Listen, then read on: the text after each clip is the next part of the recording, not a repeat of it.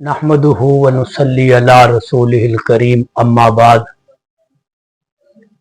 मस्जिद में अपने लिए जगह मखसूस करने का क्या हुक्म है?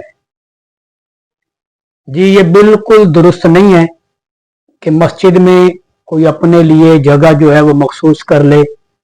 जैसे आम तौर पर कोई अपना कपड़ा रख के जो है वो चला जाता है, या रुमाल रख कर जो है वो जगह अपनी मखसूस करके चला जाता है, तो ऐसा करना जायज नहीं है, क्योंकि मस्जिद की सारी जगह ये वक्फ की जगह होती है, किसी की मलकियत नहीं है।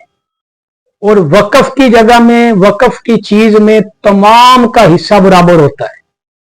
अब जो पहले आएगा वो जगह उसी की होगी।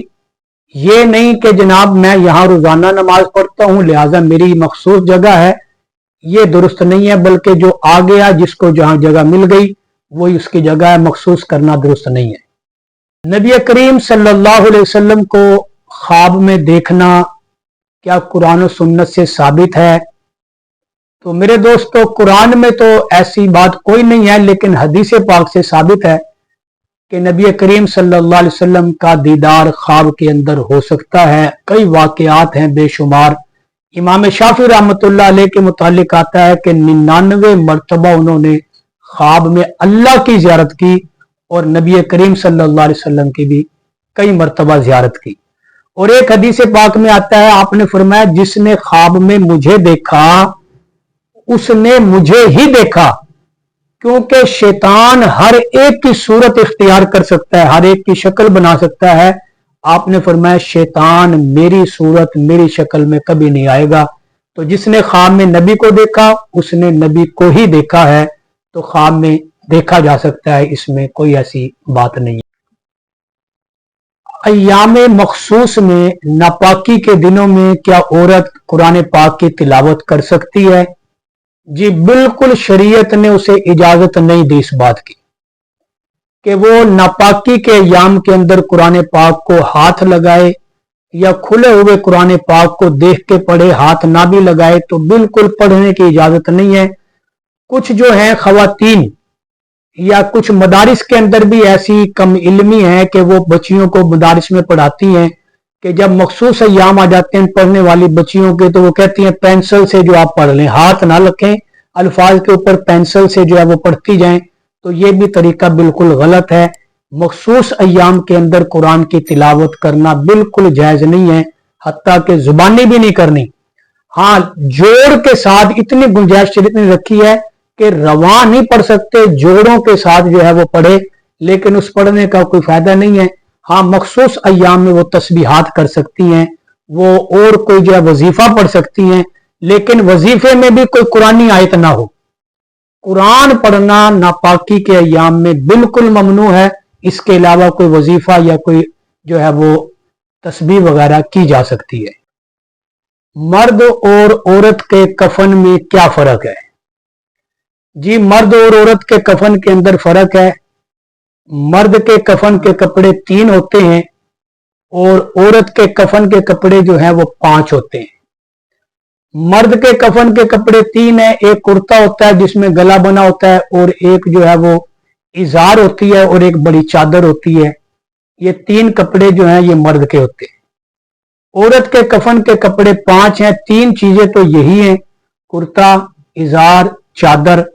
और एक औरत का सीना बंद होता है कि एक चादर छोटी जो है उसके सीने पे लपेटी जाती है ताकि उसका सीना ना खुले। और इस 5वां कपड़ा उसका सर बंद होता है कि उसके सर पर एक कपड़ा बांध दिया जाता है ताकि उसके सर के बाल जो हैं वो नजर ना आए। तो औरत के कफन के कपड़े 5 होते हैं और मर्द के कफन के कपड़े 3 होते हैं। मरने वाला अपनी कुल जायदाद किसी भी रिफाई इदारे को दे दे, मस्जिद मदरसे को दे दे और अपने वारिसों को महरूम कर दे, तो इसका शरई हुक्म क्या है?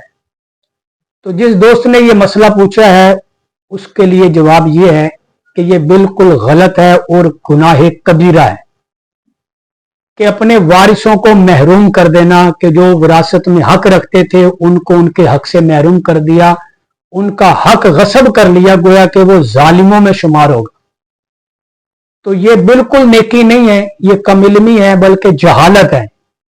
कि वो अपने वारसों को महरूम करके वो समझे कि मैं मदरसे को दे जाऊंगा मुझे बहुत सवाब मिलेगा, मस्जिद को दे जाऊंगा लोग नमाजें पढ़ेंगे सवाब मिलेगा, मैं किसी रिफाई इदारे को दे जाऊंगा, ये बिल्कुल गलत है, कुरान और सुन्नत के खिलाफ है।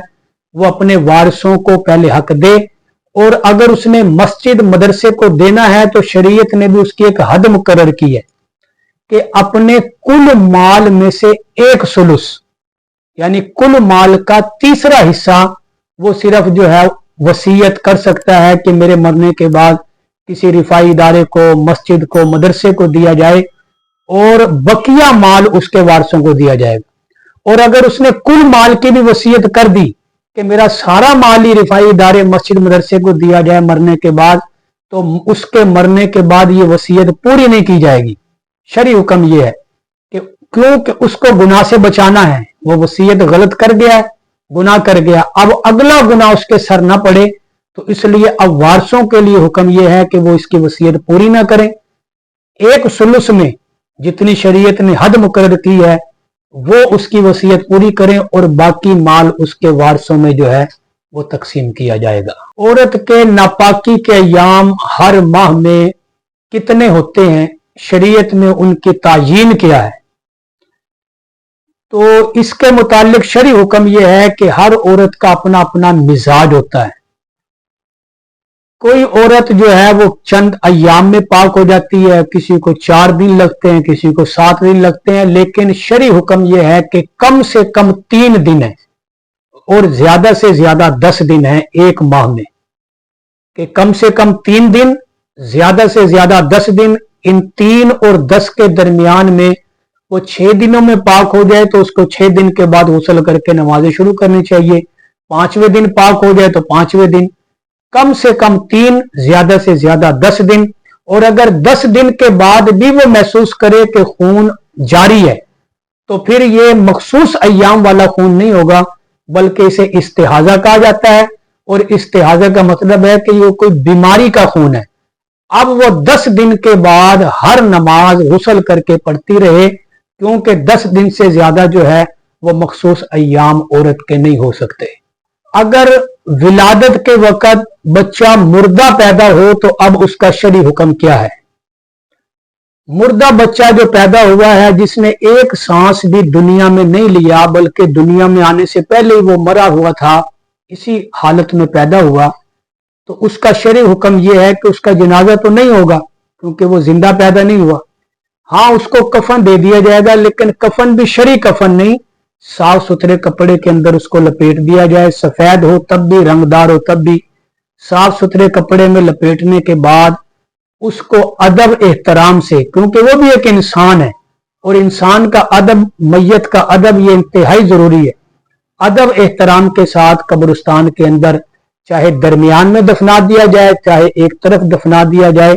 दफन करने का मकसद ये है कि उसका एहतराम मकसूद है कि जो है उसका बेअदबी ना हो, कि बहरहाल वो क्योंकि इंसान की ही औलाद है, तो ये मुर्दा बच्चे का शरई हुक्म है। मस्जिद की नमाज छोड़कर, जमात की नमाज छोड़कर घर में नमाज पढ़ने के मुतालिक क्या हुक्म है?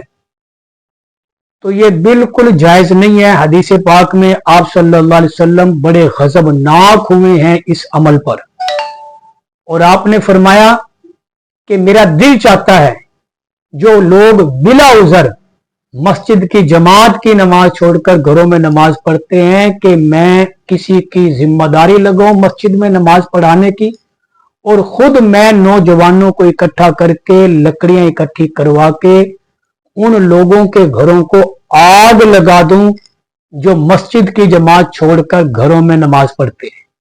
अब देखें कि अल्लाह के नबी रहमतुल्लिल आलमीन बन के आए हैं, रहमत बन के आए हैं, लेकिन गजबनाक हो रहे हैं इस अमल पर। तो ये बहुत बुरी और गलत बात है।